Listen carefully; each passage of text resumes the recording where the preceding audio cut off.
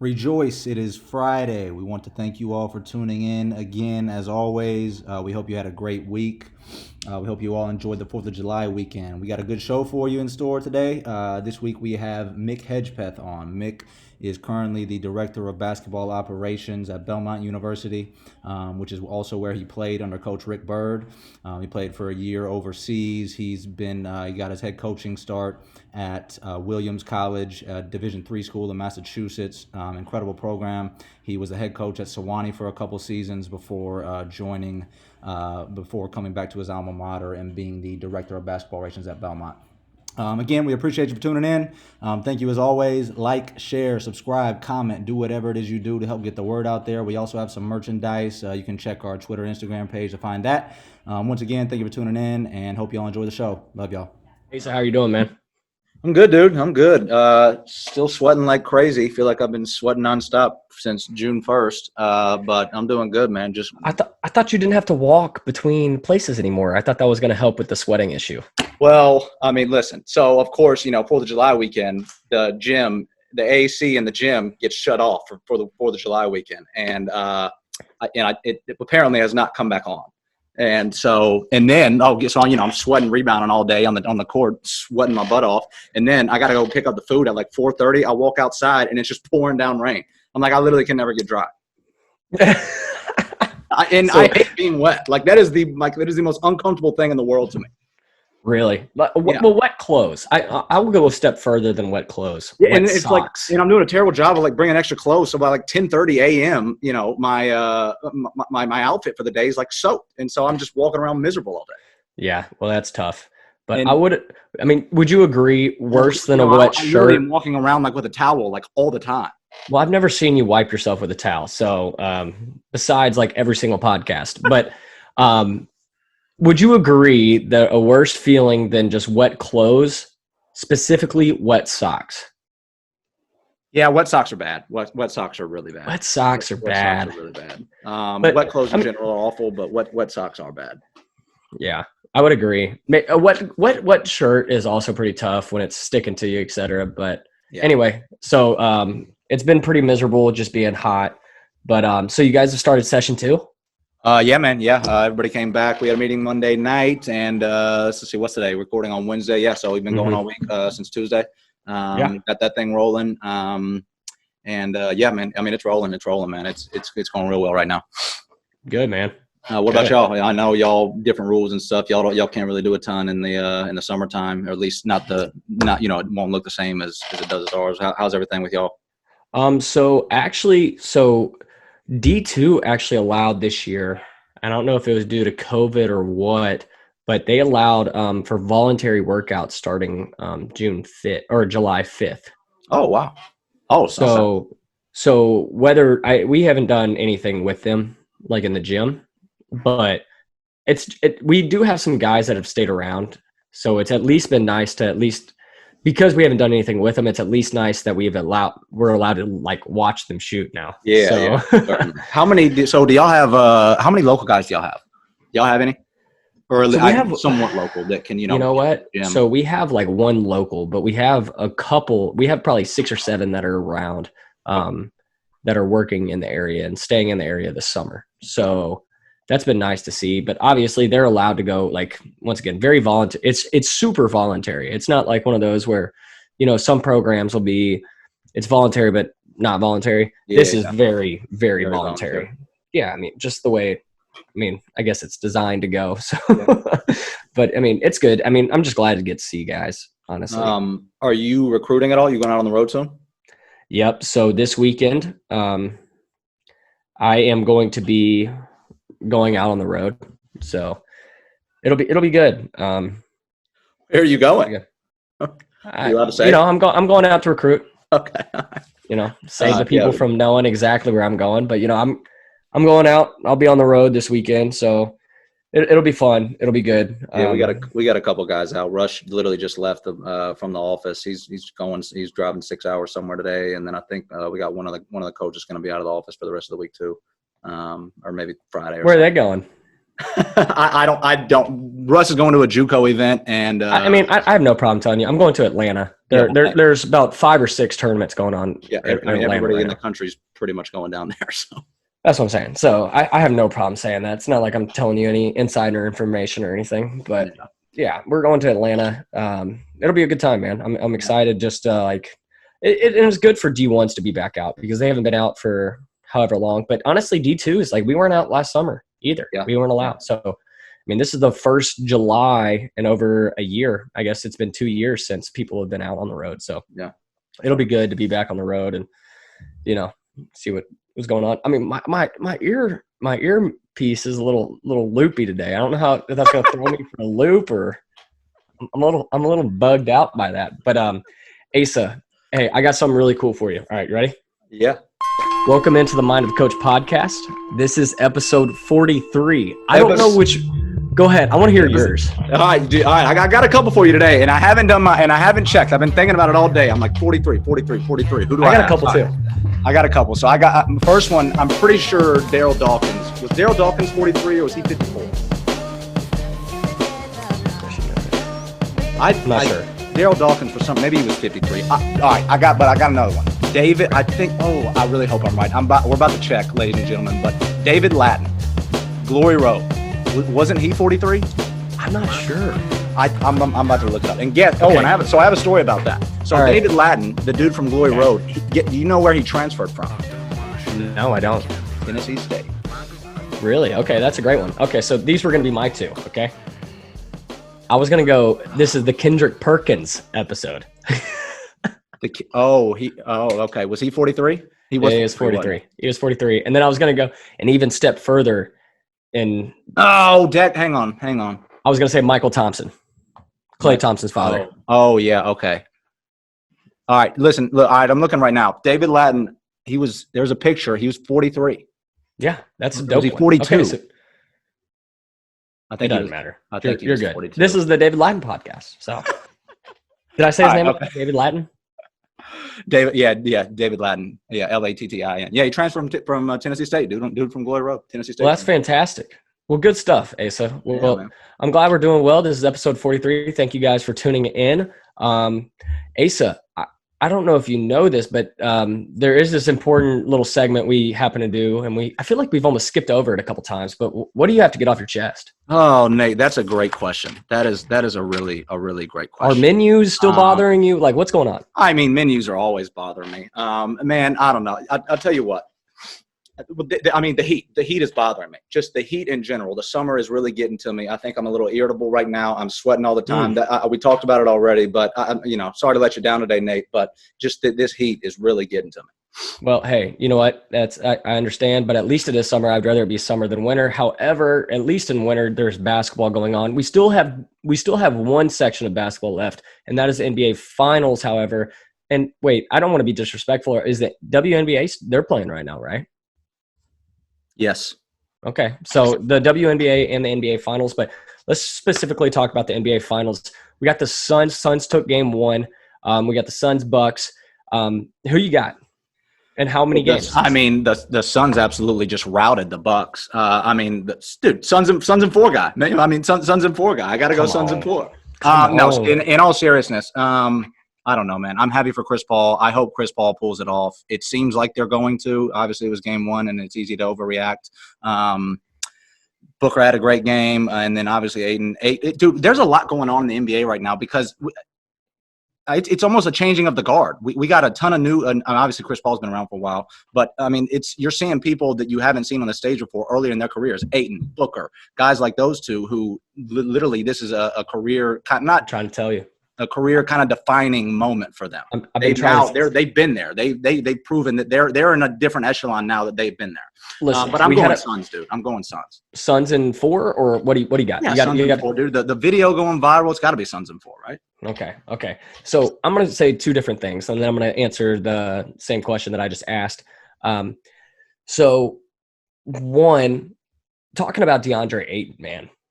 He's a difference maker right now. And when I talked about so there was a question when we ask a question, and somebody, or on Instagram, we asked, like, ask a question, we want to answer it because we want to talk to you guys. Yeah.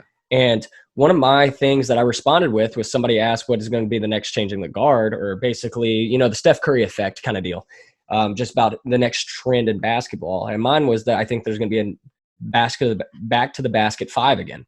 Yeah, Now he's not a traditional back to the basket 5. He's a pick and roll 5. So, but he's a big 5. He is a big 5. But I think it's going to be very important. I'm going to go off my point that the back to the basket 5, if that back to the basket 5 can guard the pick and roll, I think that's the one thing. If you can get a 5 to guard the pick and roll, I think the 5 comes back in the game of basketball. Because as you could tell last night, Brook Lopez struggled to guard the 5. Struggled to guard the pick and roll, and they kept taking advantage of him, Devin Booker and Chris Paul, specifically in the first half.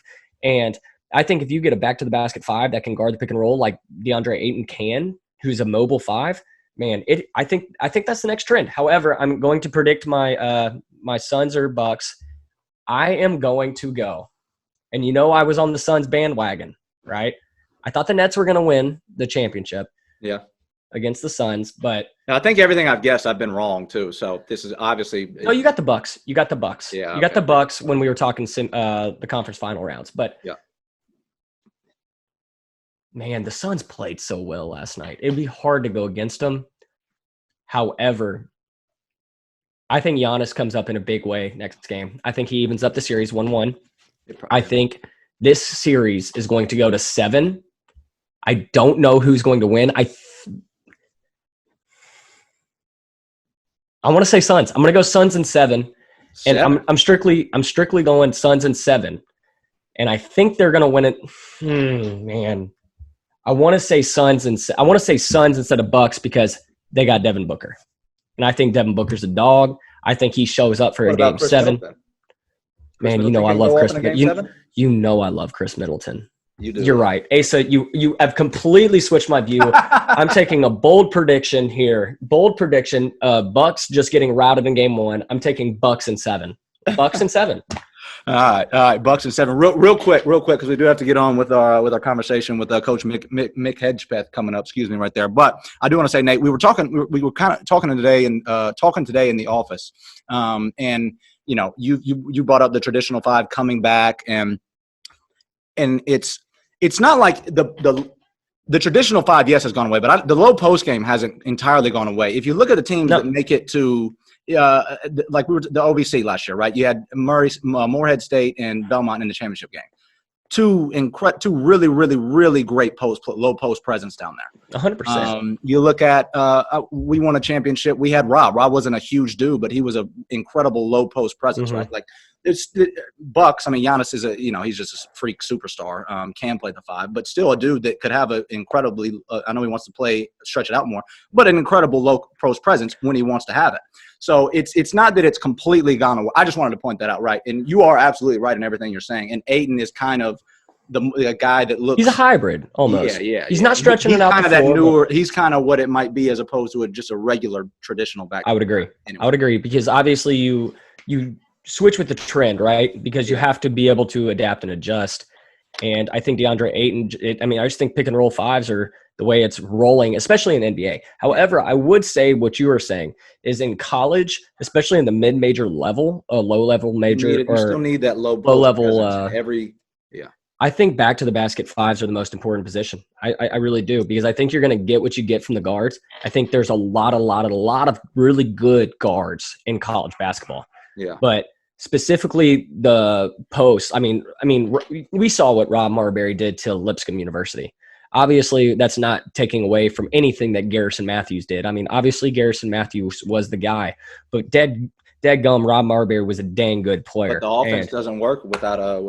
Well, specifically our offense too. Yeah, specifically our offense, and that's why I'm not the player I am without Lipscomb's offense or Belmont's offense currently. Rob's not the player. Garrison's not the player. So we also have to give total respect for Casey and Coach Alexander, everybody. Steve Draben, Roger Eastrom, Coach Evans before he left, and Sean Rotiliano, Adam Jones, and Adam Notabim. I'm gonna shout out everybody here. And so, but really, it's really you don't take notice of it when you're a player, but gosh, I mean, our coaches set us up in a really, really good way. So shout out to them. But hey, let's go ahead and start talking to Mick. Mick, you doing well? I'm great, man. How are y'all? Good. How's the start of the off season been going? Yeah, Or I tell guess us you're about it. getting into the second term, but How's summer going?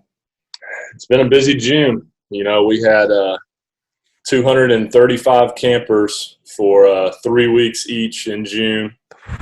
And then just due to COVID, had a lot of visits the other 2 weeks of June. So we went camp, visits, camp, visits, camp. so just busy. It's been a good busy. Good, Yeah. good turnout for camps. Yeah, it's I feel like Belmont camp has just grown through word of mouth and Coach Byrd building it a long time ago and throughout the years. So we sold out over 700 campers total in less than a week. I can't let you just say it was all like it was the people that played for him too, and we'll get into what you did there, but I mean I think it's everybody, but yeah, Coach Byrd obviously, I mean phenomenal coach, and obviously Coach Alexander's played a part in that for I guess almost 18 years now. Yeah. Are y'all got guys there in July, or are y'all done? So we had all of our guys here during June. Yeah. Belmont kind of has 2 summer sessions, one in June, one in July. So they were all here in June and to work camps and to practice. And then we've got about half the team that are staying in July, and the other guys are going home prior to the fall. You there, Coach? Yeah. Can you guys hear me? Yeah, No, I can hear you. Yep. No, I think that's I do think that's something that Coach Alexander's done a really good job. I don't know if it was like that always at Belmont. I think Coach Byrd, did he do 2 full sessions, or did he do June and then you could leave, like some guys could leave in July, or what? I'm getting old now. I've been out of college almost 10 years. But when I was a student athlete here, it was just June or not at all. I mean, I know we had a couple of guys that were international students who stayed home all summer. But yeah, I don't think, to my knowledge, they've never required guys to stay all summer. Well, listen to this. You'll like, and Nate, you'll remember this. Mick, you'll like this too. So when Chad Lang spent his grad year at Lipscomb, this was in summer workouts, like early June, and Chad Lang he was after a workout. Casey killed us, and he's like, we were walking back to the gym, the locker room or something. He just goes, "This is crazy. We never did any of this at Belmont. Like, well, this is the summer. What are we doing?" Yeah.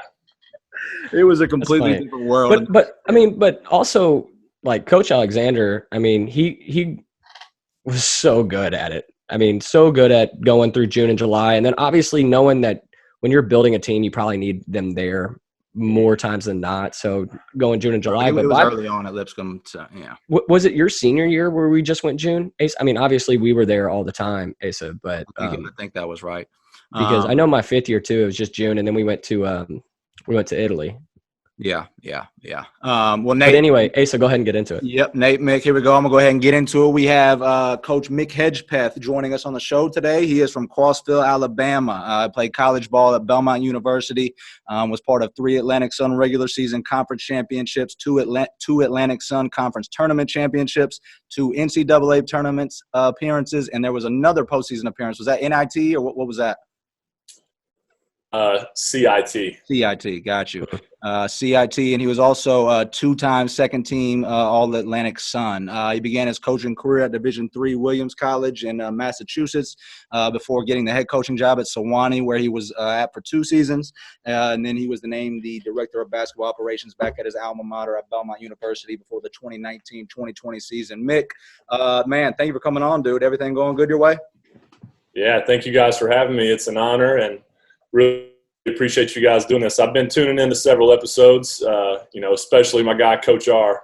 Yeah. So I have to give him a quick shout out. But, yeah, all is well. It's been a busy and productive summer. Can't complain. Well, I'll tell you what. So before we get into your coaching journey and kind of your coaching experience so far, so you played for Coach Rick Byrd.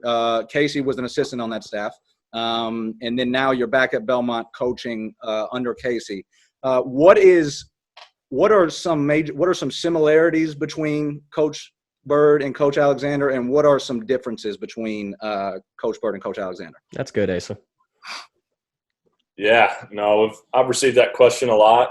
Way more similarities than differences, first of all. I mean, very similar style of play, similar motion offense, up-tempo, shoot a lot of threes, a lot of assists, defensive philosophies. So, I mean, by and large, extremely similar. I would say just obviously any two people are going to have different personalities.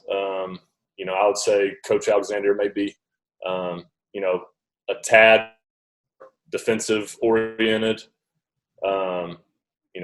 Coach Byrd may be a tad more detail oriented, where Coach Alexander is more give the guys a lot, go at a high pace, get a ton of reps, and let them figure it out on their own.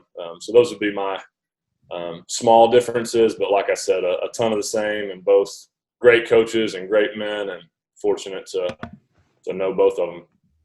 Yeah. Hey, so we talked about those two being head coaches. So tell me a little bit about your journey being head coach at Sewanee.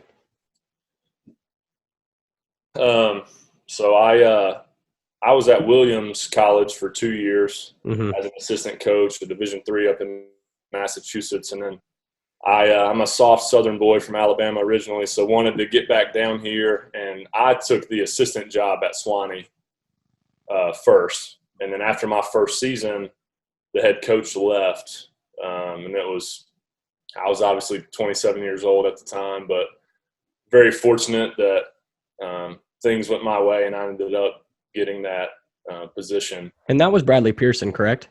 Correct. Yeah. Yeah. Okay. Yep. So was there for 2 years, and cut my teeth a lot, learned a lot. But it was invaluable experience, and it was honestly, it was a really difficult decision to leave. Sewanee's a great place, filled with great people. But just kind of when I got into coaching at the college level, kind of always had the desire to get back to Belmont. It's a place that changed my life in a lot of ways, and I love Nashville, and to return here. But had a great experience at Sewanee. Glad to answer any specific questions you have for me, but overall it was outstanding. Yeah, absolutely. And we'll talk about one of the best players to play at Sewanee in a second that I think you have the grace of getting to coach now as well. But tell me a little bit about your assistant, Brian Emerson, because now he's the head coach at Sewanee, and I actually got to meet him, I guess, a couple weekends ago. He seems phenomenal, and he's done a really great job at Sewanee as well. So what went into bringing him on staff as well? Yeah, Brian's the best. He was an assistant with me at Williams. Mm-hmm. So Brian, obviously he went to Williams, and if you go to Williams, you are incredibly smart. Yeah. It's literally one of the top 5 schools in the country every year. He played there for Mike Maker. Okay. Who took the team to like 3 Final Fours in 6 years. Coach Duncan Robinson there, who now plays for the Heat. So when I took the job there, Williams had just come off of a season going 28-5. Duncan Robinson was a freshman, and they lost in the national championship game in Division III. Wow. So took the job. There were some staff changes, but Coach Emerson and Brian, ended up being the 2 assistant coaches. So I coached with him for 2 years there, then came to Sewanee. Actually, the year that I was an assistant at Sewanee, my first year, Williams made another Final Four. Wow. So we then I was able to be the head coach at Sewanee and brought Brian on board, and he was phenomenal. It was as close to a partnership as you could possibly have in a coaching staff. He helped me in a lot of ways. I probably learned more from him than he did from me, but it was a blast. He does a great job with those guys. All right, Mick. So I got a question. You mentioned, so you didn't get right into coaching after playing, correct? You were doing accounting, is that right?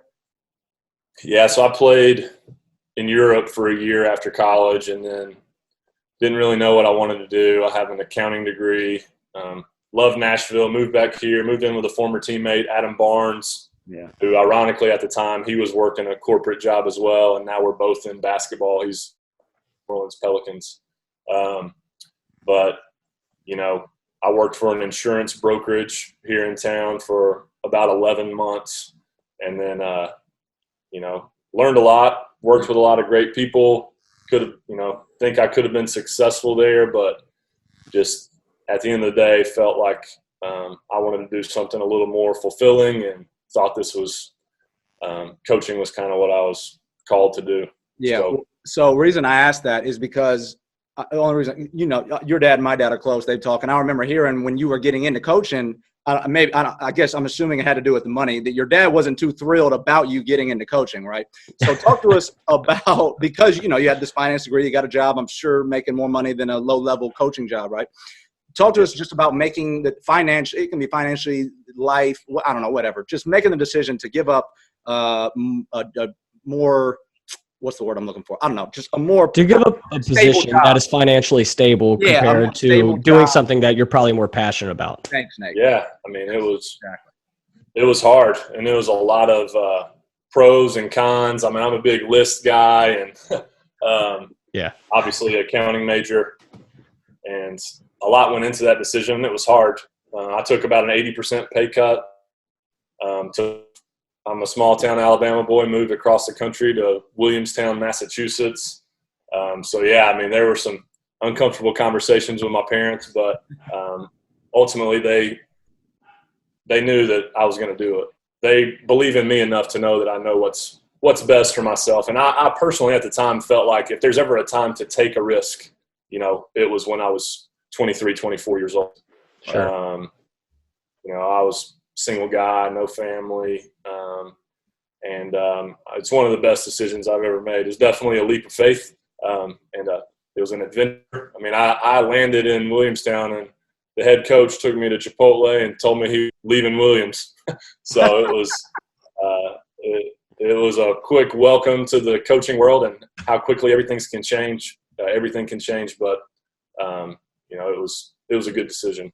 Yeah, no doubt. All right, I got another thing. So I want to talk AAU a little bit because I remember this story from, I guess it had to be around the time that you were at Belmont, and somehow the question you played with Demarcus Cousins, correct? AAU with correct. Yeah, and so I guess the question got brought up to you, like, you know, hey, how was it playing with Demarcus Cousins? And your answer was somewhat along the lines of like, it was great. He got kicked out of every game, so I always got to play. Yeah, I mean, not every game. Yeah. Obviously, Demarcus Cousins is an extreme talent. So I was fortunate to even be on the team. I was basically his backup, and he did tend to get in foul trouble or get a few technicals here and there, which afforded me some more opportunity to play for sure. Yeah. All right. So how'd you get to Belmont? What went into your decision to go there? Just talk to us about how you got there. As a player or as a coach? As a player. Yeah, I mean, it's pretty simple and straightforward. Belmont identified me early. I think a coach saw me at a camp that no longer exists down in Indian Springs, Alabama, called the Colonnade, and recommended me to Brian Ayers, who's our associate head coach and has been at Belmont a long time and coaches the post players. That was prior to my junior year in high school, and he reached out and I visited and, you know, got to know the staff and the players. And at the time, Belmont had been to 2 straight NCAA tournaments, their first 2 in 06 and 07. I graduated high school in 08. They went again that year and lost to Duke by 1, which is kind of the game that put them on the map. But I committed prior to then, and I had some other interests from some mid-major schools in the Southeast, but Belmont was actually my only offer. So that made it a pretty easy decision. Oh, yeah. That'll do it. Yeah. But I was very fortunate. It was the perfect fit for me. What do you remember most from playing college basketball? Man, that's tough. I would say what I miss the most is just and probably what brought me back into coaching is just being a part of a team each and every day. it would be easy to say the NCAA tournament games or the championships or this win or whatever. But I miss the locker room atmosphere the most, and talking trash with the guys and, going back and forth. That's what I miss the most. Yeah. All right. So I'm going to jump a little bit forward from your playing career. So going back to Sewanee. Okay. So you coach, like I said, you coached a pretty dang good player at Sewanee who's now with you at Belmont. So what went into, one, evaluating Luke, and then two, him coming over to Belmont as well? Yeah, well, there wasn't much evaluating. I saw Luke at Best of the South, the summer prior to his senior year, and I immediately knew that he was good enough. So there wasn't really any evaluating. At the Division III level, obviously there's no athletic scholarship, so we would recruit a lot of guys, a lot more than most Division I programs. But reached out to Luke and, just through conversation and through building a relationship, thought it might be a fit, even though he had some higher opportunities, knew he wanted to get a good education. He wanted to go somewhere he could play, wanted to stay relatively close to home. So just kept recruiting him and got him on campus and kept getting to know him. And he's an outstanding young man. And we waited on him. We were very patient, and a lot of Division I's passed up on him. And he only had 2 Division I walk-on opportunities, I believe, and had some Division II full rides, but and he earned those for sure and had some higher Division III opportunities, but they were further away. A lot of those are up in the New England area. So chose to come to Sewanee, and I'm very fortunate that he made that decision because he made us a lot better. Yeah, he's a heck of a player. Cool story. All right, so I'm not too familiar with Division III, and in the scholarships. What are the different challenges that come with that? Is it more? I'm sure it's got to be more challenging at times, not having full scholarships and having to recruit a ton of different kids. Just talk to us about that a little bit and what it's like. Yeah, so I would say, it's the challenges are it's not equivalent school to school. Like in Division I and Division II, for the most part. School A could cost $70,000, and School B in your league could cost $20,000. And there's no athletic scholarship, so it all comes down to how your school packages in terms of financial aid, in terms of merit or need-based aid. I could get into a lot of terms, whether they consider you need blind or need aware. But it makes for challenges, and you really have to recruit student athletes who fit the university above all else. Yep.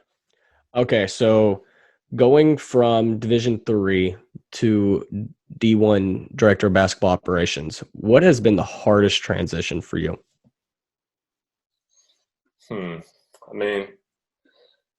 It honestly hasn't been that hard. I miss being a head coach, as anyone would, and that was a transition for sure, but I knew it would be on the front end. I think what a lot of people don't realize is on a Division III staff, not only are you the head coach, but you're the assistant coach, director of operations and video coordinator and manager and pumping up the balls and everything else. So you're already doing literally everything. So it was just having a more specific role. I think the hardest thing for me, and I expected it, was just limited time on the floor. And I say limited because the rules with COVID have changed a little bit and allowed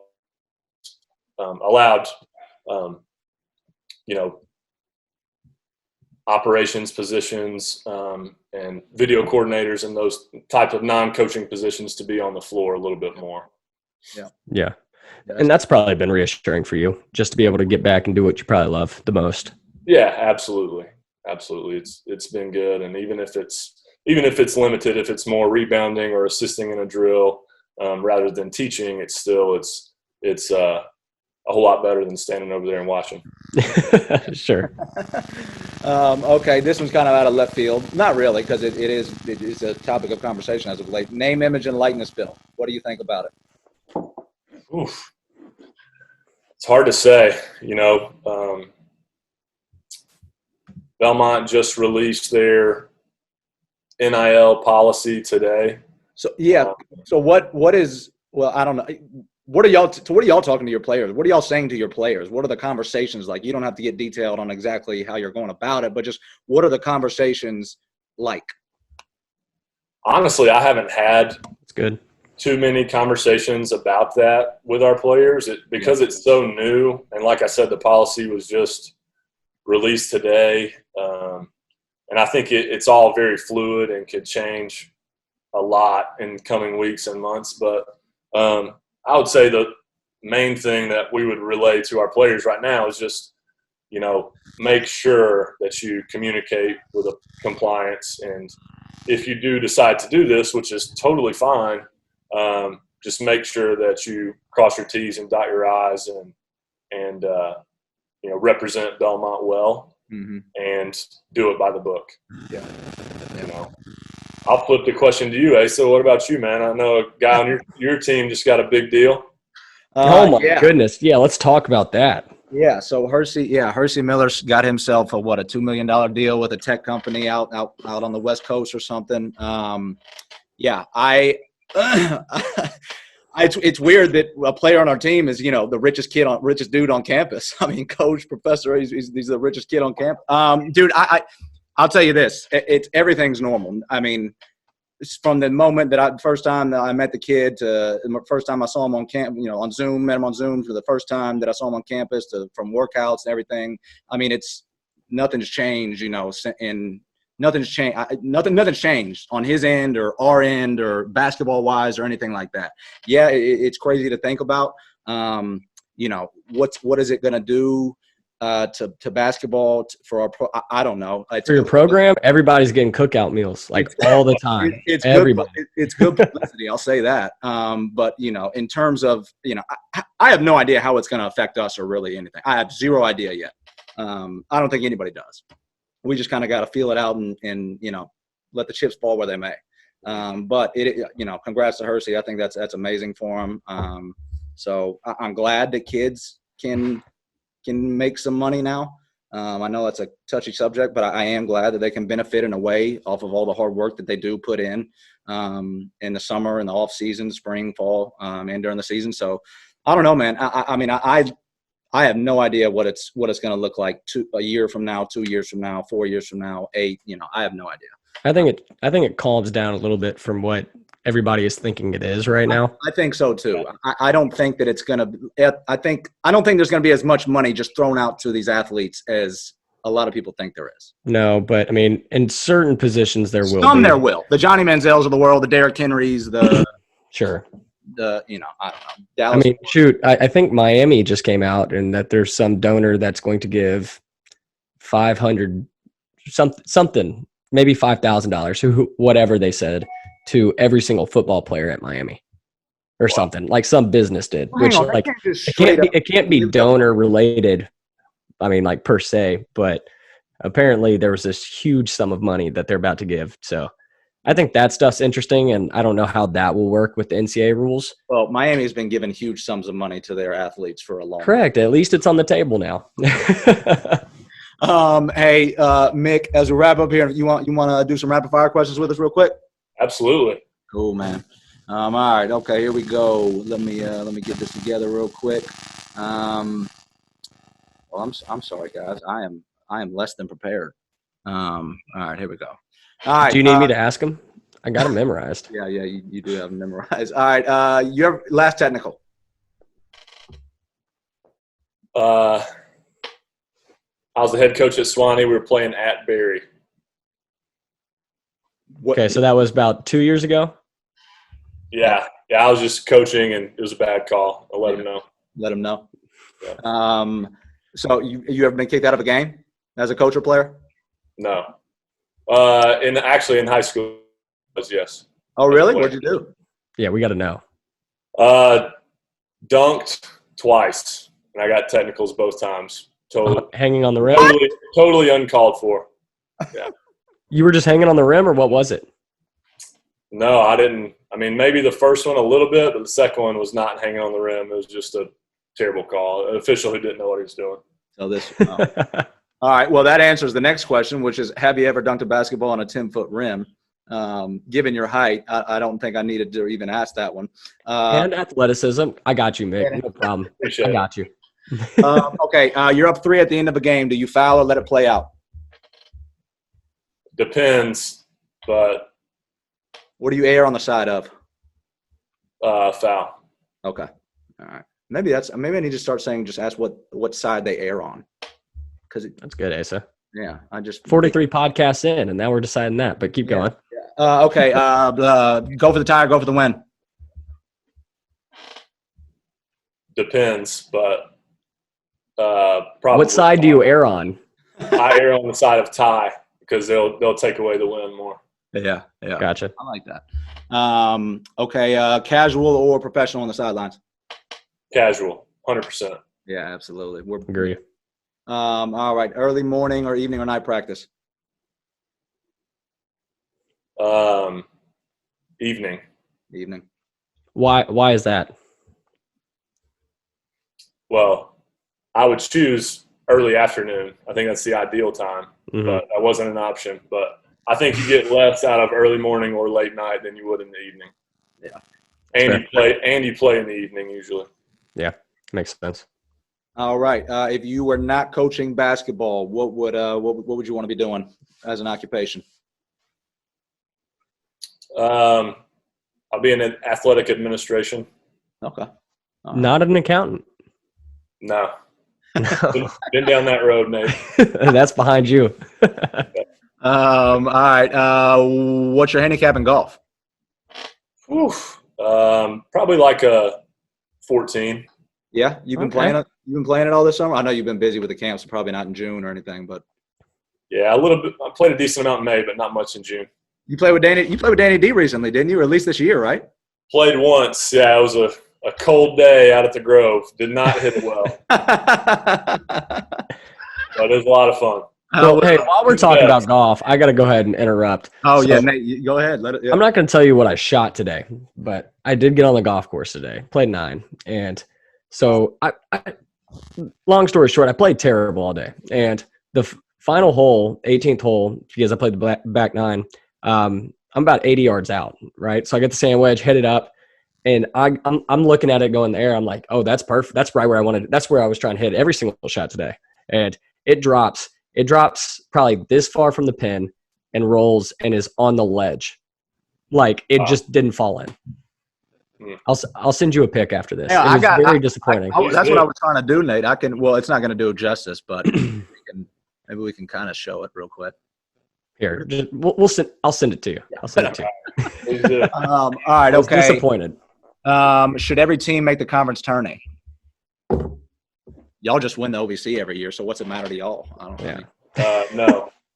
Yeah, why would we want more people to be in the tournament? No, why not? I just think I think you should have something to play for in the regular season. Yeah. All right. It devalues the regular season. Yeah. Which we already do enough, in my opinion. LeBron or Jordan? Jordan. Why? If I had to pick a guy to take the last shot, it'd be Jordan. What about – okay, so Asa brought up this point. What about everything in between the last shot and the beginning of the game? Yeah, I'll just still take Jordan. I don't know. I grew up watching him. I don't know. I just like him. I think he's a little tougher. Asa will probably disagree. I don't want to bring I'll agree with that. He's a little tougher. He's a little. I'm a big toughness guy, so I'm just, I think he's a little tougher. All right, man. Well, hey, Mick, we appreciate you coming on today, man. It was a blast talking to you. Where can everybody find you on social media, Instagram, Twitter, whatever? Not a big social media guy. No Instagram, but I do have Twitter. Let me see what my handle is. At Mick Hedgepeth, really original. All right, at Mick Hedgepeth. Hey, that's the best. That's the best right there. Right. You can find myself on Instagram at the Ace of Spades with a Z on the end. You can find Nathan on Twitter at Coach Nate Moran. You can find him on Instagram at Nate5_Moran. You can find Mind of a Coach on Twitter at Mind of a Coach Pod, and you can find Mind of a Coach on Instagram at Mind of a Coach. Coach Mick Hedgepeth, we appreciate you again, man. It was a blast. Best of luck to Belmont next year, except for when y'all play us. Good to talk to you, and we'll talk to you soon, man. I really appreciate it, guys. Thanks for having me. This is an awesome resource to so many coaches. So thank you for doing it. Keep it up. Appreciate it, man. Thank you, Coach. Keep it clean now.